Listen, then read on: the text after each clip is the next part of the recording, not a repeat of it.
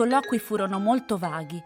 Tutti comunque, specialmente il parroco, un uomo dalle idee confuse ma troppo appassionato innocentista, mi consigliarono di non scrivere nulla sui delitti inesistenti, dicevano, e non rispolverare fatti che avrebbero turbato la gente onesta di Alleghe, che non voleva più sentir parlare di tante morti e di gettare la vergogna del sospetto su persone per bene.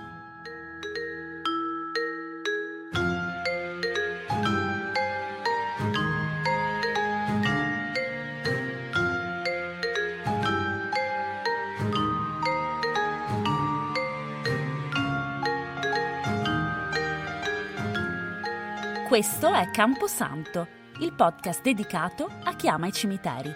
Io mi chiamo Giulia De Pentor e adoro leggere le storie scritte sulle lapidi, osservare le fotografie sbiadite dal tempo, immaginare le vite degli abitanti di queste immense città ultraterrene.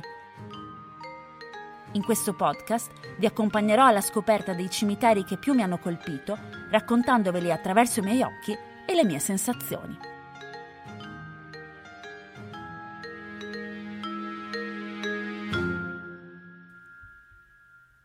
Ciao e bentrovati a questa seconda stagione di Camposanto.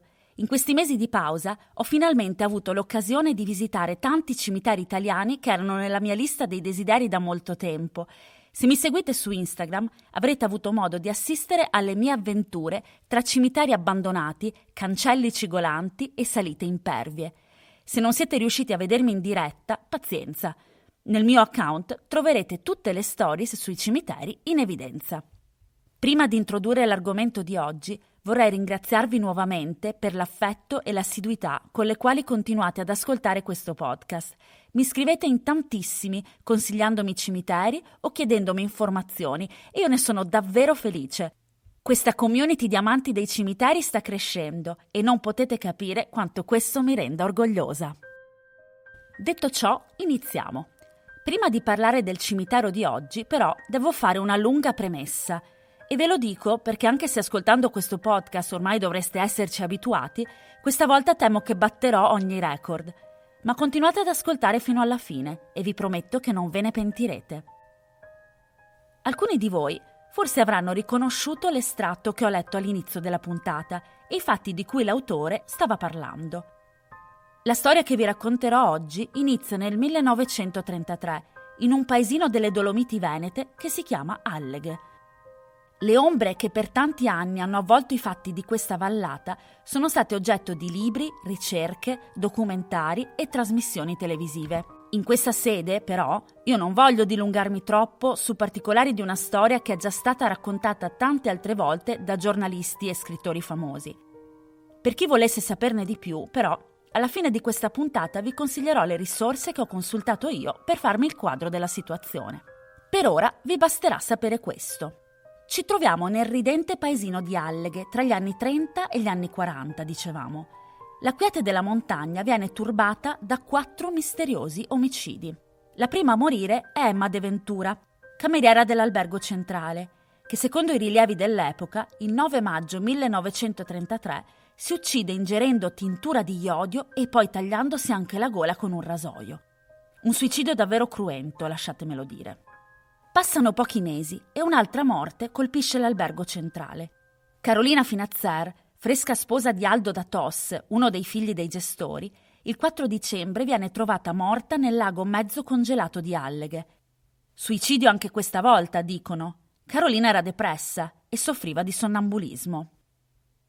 13 anni dopo, il 10 novembre del 1946, i coniugi Luigi e Luigia Del Monego, gestori dello spaccio dell'Enal, vengono trovati morti in un vicolo del centro. Qualcuno li ha seguiti in piena notte per rapinarli dell'incasso, stando alle indagini, e la rapina è finita male. Gli spari vengono sentiti nitidamente nella gelida notte alleghese, ma la guerra è finita da poco, girano ancora tante armi e magari sono stati dei ragazzi che hanno sparato per gioco. Insomma, ci sono 4 decessi che vengono velocemente archiviati. Però c'è anche un giornalista coraggioso e testardo che si chiama Sergio Saviane. Lui si mette in testa che quelle 4 morti sono collegate e che, fatalità, ruotano tutte in qualche modo attorno all'albergo centrale. Nel 1952 Saviane pubblica un articolo in cui spiega la sua teoria e parla del clima di reticenza che regna nel paese. Nessuno vuole aiutarlo, nessuno vuole parlare di questa storia o dire quello che sa. C'è chi lo incoraggia ad indagare, ma allo stesso tempo vuole rimanere anonimo. E c'è chi, come il parroco del paese, lo accusa addirittura di averlo tradito per aver raccontato quei fatti e aver messo in cattiva luce i bravi cittadini di Alleghe. Saviane si chiede se si tratti di omertà oppure di paura. Ma paura di chi o di cosa? Anche se Saviane viene querelato per quell'articolo in cui chiama Alleghe la Monte Lepre del Nord, i suoi sospetti non cadono nel vuoto e convincono il brigadiere dei carabinieri di Auronzo, Ezio Cesca, ad indagare in incognito. Secondo Cesca, le morti sono effettivamente tutte collegate alla famiglia Datos, la famiglia che gestisce l'hotel centrale, in una catena drammatica che li porta a eliminare una persona nel momento in cui questa viene a scoprire dettagli pericolosi sulla morte di quella precedente. I fratelli Aldo e Adelina Datos e Pietro De Biasio, marito di Adelina, sono giudicati colpevoli e condannati all'ergastolo. Mi piacerebbe davvero raccontarvi nei minimi dettagli le indagini rocambolesche del brigadiere Cesca e alcuni momenti scioccanti del processo, ma soprattutto vorrei spiegarvi perché questi delitti sono iniziati e qual è stata la causa scatenante del primo. Però siamo qui per parlare di cimiteri, no? Non crediate che me lo sia dimenticato. Anche la mia storia su Alleghe comincia con un mistero. Un giorno del 2012 mi arriva per posta un libro. Il mittente si firma Michele e mi invita a leggere quel volume per ripercorrere le gesta del giornalista coraggioso che l'aveva scritto. Questo regalo, vi dico la verità, all'inizio mi aveva spaventato un po'. Da qualche settimana, infatti, avevo sentito parlare proprio della storia che era raccontata nel volume. Avevo cercato il libro in giro, ma senza successo, perché a quanto mi dicevano non era più in produzione. Non ne avevo parlato quasi con nessuno, tantomeno con il fantomatico Michele, che neanche conoscevo. Come faceva lui a sapere che ero proprio alla ricerca di quel libro? Perché me lo stava inviando? Perché Michele mi stava invitando a ripercorrere le gesta dell'indomito giornalista, così come lo definiva lui? A questo punto forse avrete capito che il libro che avevo ricevuto per posta era proprio I misteri di Alleghe, scritto da Sergio Saviane. Non sto neanche a dirvi che quel libro l'ho letto in una notte. Altrettanto velocemente ho scoperto l'identità del generoso lettore del mio blog, che aveva deciso di inviarmi quel prezioso regalo. Ancora lo ringrazio per avermi fatto scoprire questa storia che, devo ammetterlo, per qualche tempo mi ha quasi ossessionato. Dopo quel primo volume ho letto tutto quello che c'era da leggere e guardato tutto quello che c'era da guardare. Un giorno ho addirittura telefonato a Tony Sirena, un altro giornalista che aveva analizzato nuovamente la storia sotto un altro punto di vista, confutando completamente le tesi di Saviane. Mi sembrava di sapere proprio tutto, di avere il quadro completo, mi ero fatta la mia idea, eppure mi mancava qualcosa. Ad Alleghe ero stata già qualche volta perché si trovava molto vicino alla località di montagna dove andavo in vacanza da piccola, però non avevo mai visitato il cimitero e non ero mai andata in cerca dei fantasmi che ancora infestavano la vallata.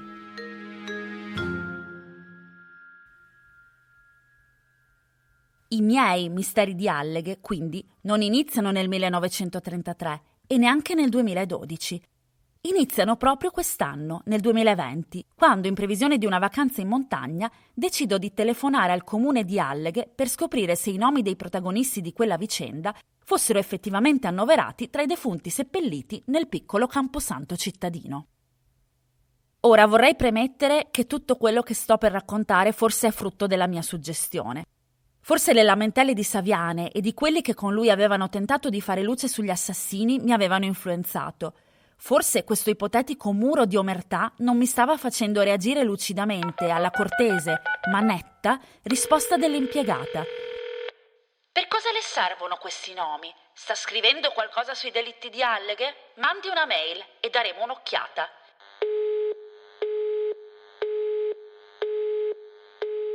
Quella mail è rimasta senza risposta e io, come al solito, ho deciso di fare da sola.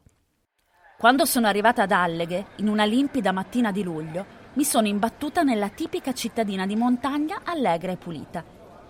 I gerani rossi alle finestre, il lago scintillante con il campanile sommerso, i balconi di legno e un generale fervore che, malgrado l'emergenza Covid ancora in corso, animava i vicoletti della città. Il mio obiettivo, ve l'ho detto, era il cimitero.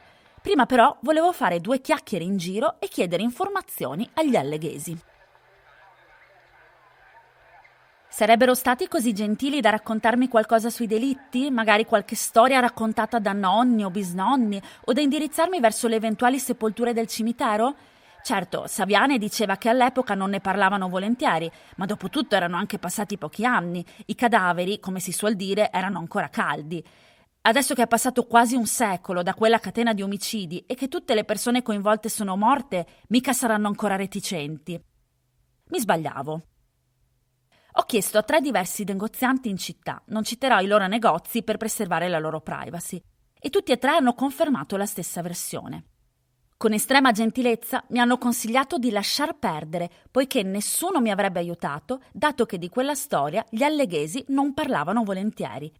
Capisco che all'epoca avessero paura di finire morti ammazzati, ma ora? L'albergo centrale attorno al quale ruotavano tutti i protagonisti di questa storia esiste ancora, ma la famiglia che lo gestisce non è più la stessa, sono tutti morti, ve l'ho appena detto. E quindi? Gli alleghesi mi stavano forse riservando lo stesso trattamento che avevano adottato nei confronti di Saviane? No, mi rifiutavo categoricamente di crederci. E siamo arrivati finalmente all'argomento di questa puntata, il cimitero di Alleghe. Spero che questa lunga premessa non vi abbia decimato e che siate tutti qui ancora con me. Se c'è una cosa che da sempre mi caratterizza, questa è la testardaggine. Se mi metto in testa di scoprire una cosa, non c'è niente che mi possa fermare. Anzi, se qualcuno ci prova solo a dissuadermi, il risultato che otterrà è quello di rendermi ancora più motivata. Massima solidarietà al buon Sergio Saviane, quindi.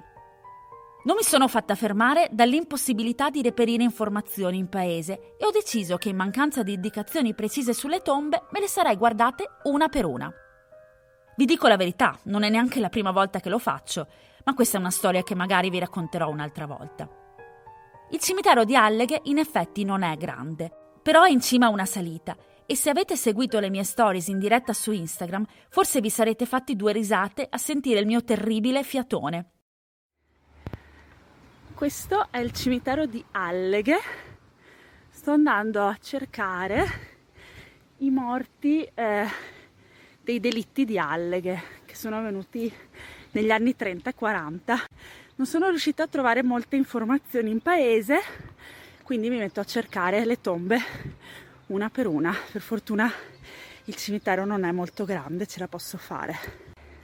Decisamente non sono una montanara, questo è sicuro. Varcata la soglia del piccolo camposanto, capisco subito che la ricerca sarà abbastanza facile. Ci saranno al massimo 500 o 600 tombe, ma proprio a farla grande. Chi mi ha accompagnato in giro per i cimiteri sa bene che se non trovo quello che cerco sono capace di fare il giro 10 volte pur di non arrendermi e lasciare il camposanto a mani vuote. Il problema è che se non trovo nulla poi devo fare i conti con una grossa delusione. O meglio, i miei compagni di viaggio devono fare i conti con la mia grossa delusione. Alla soglia di questo cimitero, il tipico cimitero di montagna che definirei quasi ridente, io e mio marito Alessio ci mettiamo velocemente d'accordo. Io guardo le tombe a terra, tu guarda i loculi. Passo in rassegna i nomi scritti sulle lapidi linde e curate e spero di essere la prima a trovare le tombe che cerco. Il sole batte forte, il cimitero è vuoto, le montagne incombono sinistre sulla vallata. Gli unici rumori che sento sono i nostri passi. Più volte mi viene un tuffo al cuore perché vedo un Datos o un De Biasio, ma ben presto mi accorgo che il cognome è parecchio diffuso e poi dopo un rapido controllo capisco che le date neanche coincidono. Sono a metà cimitero, le croci di legno e di ferro battuto con le loro calligrafie gotiche ormai mi sembrano tutte uguali. Sto quasi perdendo le speranze, quando dall'altro lato sento un psst. Alzo lo sguardo e vedo Alessio che agita la mano e mi fa segno di andare lì. Ci siamo, ha trovato qualcosa. Lo raggiungo e mi trovo di fronte all'oculo che contiene i resti dei coniugi del monego, Luigi e Luigia, 2 nomi destinati a incontrarsi, riposano assieme nell'eco degli spari che mi sembra quasi di udire e che immagino esplodere nitidamente nei vicoli bui del paesino. Luigia, detta la balena, mi fissa dalla sua fotografia in bianco e nero. Luigi, invece, è leggermente girato verso destra e guarda in alto, in una posa molto in voga nelle foto degli anni 30 e 40. Conosco la loro storia e sicuramente ne sono influenzata, ma l'espressione di entrambi mi pare sia congelata in una smorfia interrogativa. Perché, si chiedono Luigi e Luigia, che cosa c'entriamo noi con la famiglia da Tos? Pare che all'epoca dell'ipotetico suicidio di Carolina Finazzer, la vittima annegata nel lago, i coniugi avessero visto Aldo da Tos trasportare il corpo esanime della moglie per buttarlo poi nel lago. Era una voce di paese, i coniugi mica lo dicevano in giro. Eppure questo era bastato a chi aveva deciso di eliminarli. Chissà se Luigia e Luigi hanno avuto paura in quegli oltre 10 anni che sono passati dall'omicidio al quale avevano assistito. Camminavano guardandosi le spalle? Erano tranquilli dopo tutto quel tempo? Qualcuno aveva cercato di avvertirli? Questo, purtroppo, non possiamo saperlo. Continuo a esaminare il perimetro del cimitero, dove si trovano i loculi risalenti all'epoca che mi interessa, e quasi mi viene un colpo quando vedo un altro nome familiare, quello di Carolina Finazzer, la suicida sonnambula. È il primo a sinistra, nella fila in alto, quasi invisibile, perché mezzo nascosto dietro un mazzo di brutti garofani di plastica. Quello che mi sembra uno straordinario colpo di fortuna improvvisamente svanisce quando leggo la data di morte. Questa Carolina è deceduta nel 1908. No, non è lei. Poi, procedendo lungo il muro, trovo il nome di Pietro De Biasio, il marito di Adelina, condannato all'ergastolo e morto in prigione. Le date potrebbero anche coincidere, ma questo cimitero è strapieno di gente con lo stesso cognome. Non posso sapere se è lui e non ho una fotografia da confrontare per poter riconoscere in questo viso di anziano il protagonista delle vicende sanguinarie di tanti anni fa. Sono lì indecisa che mi chiedo come fare a stabilire l'identità del De Biasio ed è a quel punto che, forse ancora una volta spinta dalla mia facile suggestionabilità, mi accorgo che ci sono altre 2 persone nel cimitero. C'è un anziano col cappello che vaga tra le tombe senza una meta apparente. Sembra che si stia facendo una passeggiata. E poi c'è una signora bionda che sembra molto indaffarata a sistemare solo le tombe che, fatalità, si trovano vicino a dove mi trovo io. Vado di nuovo a fotografare la tomba dei Del Monego e a girare un breve video e lei mi spunta un paio di metri di distanza, intenta a spazzare il pavimento. Mi sposto verso il centro del cimitero e poco dopo arriva anche lei a lucidare dei marmi. Poi torno sul lato sinistro, dove penso di aver trovato Pietro De Biasio, e lei di nuovo si avvicina e mi osserva con la coda dell'occhio mentre finge, questo è quello che penso io, di fare qualcos'altro. Sto esagerando? Sono paranoica? Come mai quel signore anziano continua a camminare su e giù senza uno scopo preciso? Non posso non pensare a quello che mi hanno detto i negozianti del paese, alle impressioni di Sergio Saviane e ai poveri coniugi Del Monego che forse hanno vissuto più di 10 anni nel terrore di essere seguiti e osservati. Non posso dimenticare il fastidio con il quale le mie richieste sono state liquidate. Ve l'ho detto, sono fifona e suggestionabile, ma se questa volta avessi ragione? Nel dubbio decido di andarmene dal cimitero. Dopotutto l'ho perlustrato in lungo e in largo e sono sicura che non ci sia nient'altro da trovare. Alessio mi sta aspettando fuori e si stupisce nel vedermi uscire un po' di fretta. Io gli racconto la mia inquietudine ridendo. Che stupida, gli dico. Pensa che mi sono spaventata per quei 2 che probabilmente erano lì per gli affari loro. Ed è in quel momento che anche il signore anziano e la signora bionda escono dal cimitero e se ne vanno assieme, chiudendo il cancello.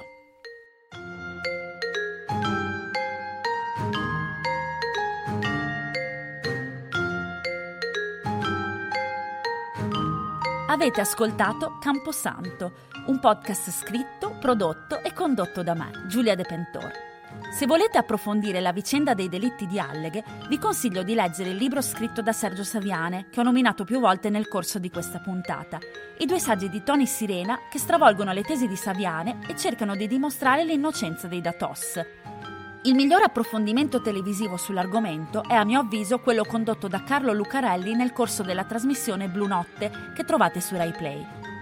Se siete curiosi di conoscere tutta la storia del libro regalato dal misterioso lettore del mio blog, nel mio sito camposantopodcast.com troverete tutti i link. Colgo l'occasione per ringraziare nuovamente Michele per aver capito che questo era il libro giusto per me e per avermi messo sui passi di Sergio Saviane. Mi sa che adesso il cerchio si è chiuso per davvero. Noi ci sentiamo la prossima settimana. Ciao!